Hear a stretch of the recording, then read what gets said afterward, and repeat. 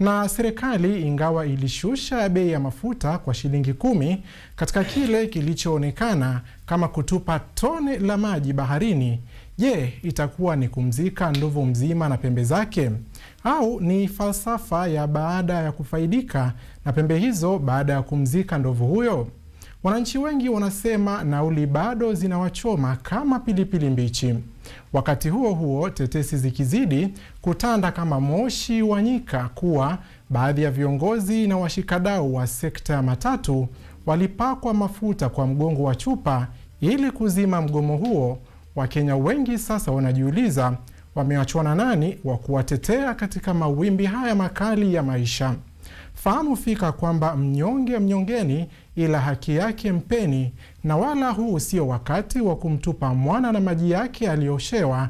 Na ni jana tu ambapo Rais William Ruto alisema serikali ina mikakati ya kushusha zaidi bei ya mafuta mwezi ujao.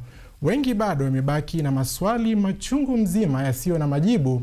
Je, ahadi hizi zitakuwa nuru mwisho wa handaki au ni upepo mwingine wa matumaini hewa?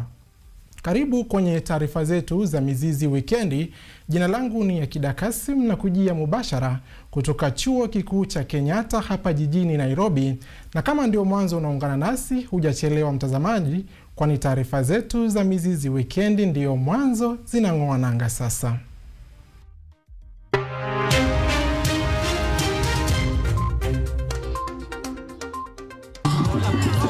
Leo kwenye Mizizi Wikendi,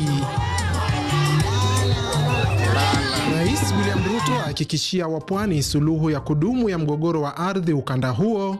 Lunga, mnanielewa? Leo vile nimefika hapa kwa sababu ya mambo ya stima.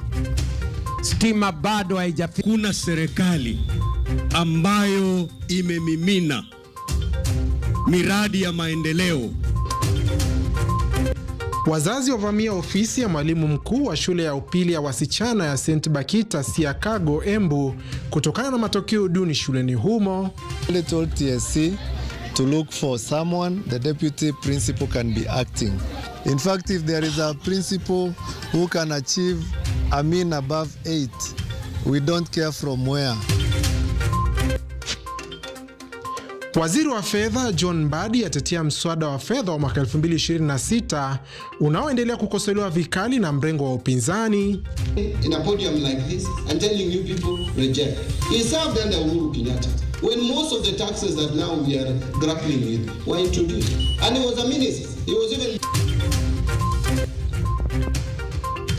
Na Kenya iko tayari kushughulikia wananchi iwapo kisa chochote cha Ebola kitaripotiwa, asema katibu wa afya Mary Muthoni. Do not have any confirmed case of Ebola in Kenya as at now. But that does not mean that we put our guns down.